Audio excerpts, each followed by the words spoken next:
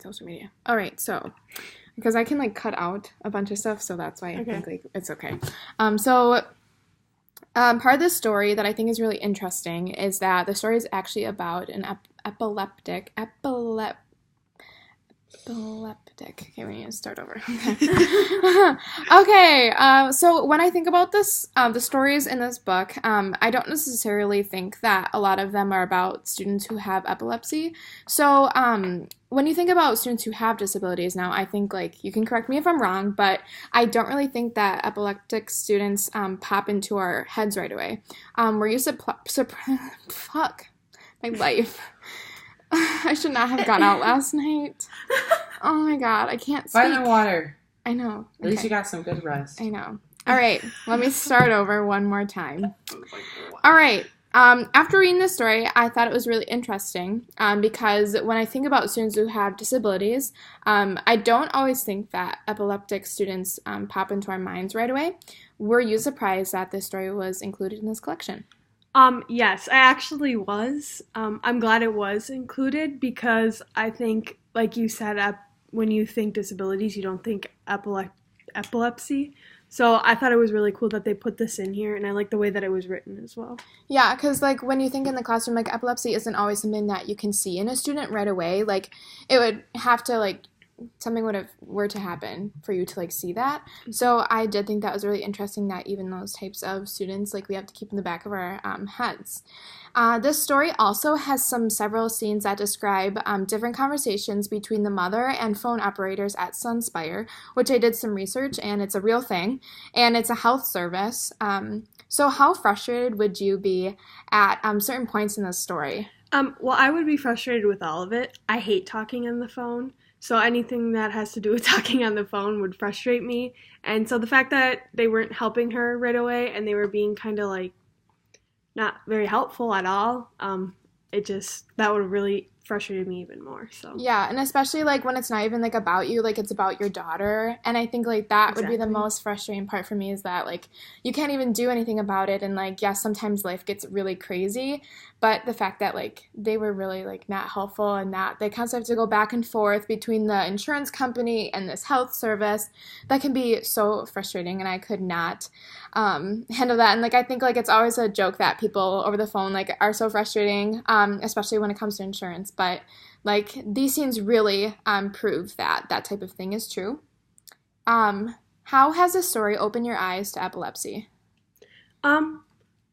I guess it kind of did a little bit, but not a whole lot. I think I already knew what epilepsy was, and so it was just more like how it opened my eyes more to how little like it gets helped, like with the medicine and like just to kind of open my eyes up there. And I think, like, I have a personal connection because my uncle has epilepsy, and I think, like, there's so many things that I've never thought about, like, oh, like, if they don't have their medication or if it runs out, like, they literally can't go to school. Like, it would be a danger for them to, like, go places and do different things, and so I think it's crazy that, like, I don't really even think about it when I think about disabilities, and it was eye-opening to me because not that I didn't know about it, but that, like, that falls under a category as a disability. I actually had a girl in my class in kindergarten who had epilepsy, and I just remember how, like, it was scary because you're in kindergarten, and so seeing a classmate on the ground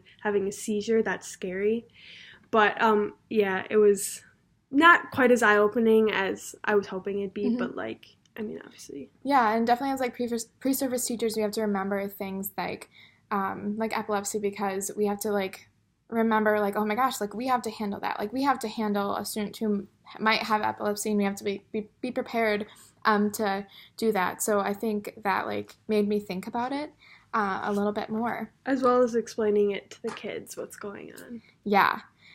So I don't have any personal experience as far as like insurance companies and different pharmaceutical things like that. But I guess like I was imagining like running out of a drug that keeps you in normalcy and not only running out, but then going to school and having like the fear of other students in mind too. Like, I can't imagine like running out of a drug, going to school, like thinking like at any time like I could have a seizure, like. And imagine, like, a student who's not even in middle school yet. Like, Yeah, I could not at all. I was thinking the same thing. I can't imagine going to school and just worrying. I think what would go through their minds, especially mine, is like, what are my friends going to think of me when they find out, like, and they see me having a seizure or something else. Like, that's what would go through my mind anyway. Yeah, and even, like, being a parent, like, sending my child to school and thinking, oh, my gosh, like, I hope they're okay. Like, I almost don't think I even would send them to school. Like, I think education is so important, but then I think, like, oh, my gosh, like, putting my child in danger going to school, and I could not imagine being the mom at all in this entire situation.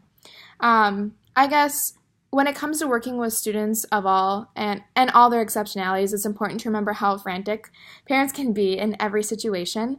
And based on these stories, do you think as pre-service teachers we get to understand more about how parents feel? Yes and no. I think from being a teacher, you can't always put yourself in the parents' shoes because they're the parents, so they have to care for your child.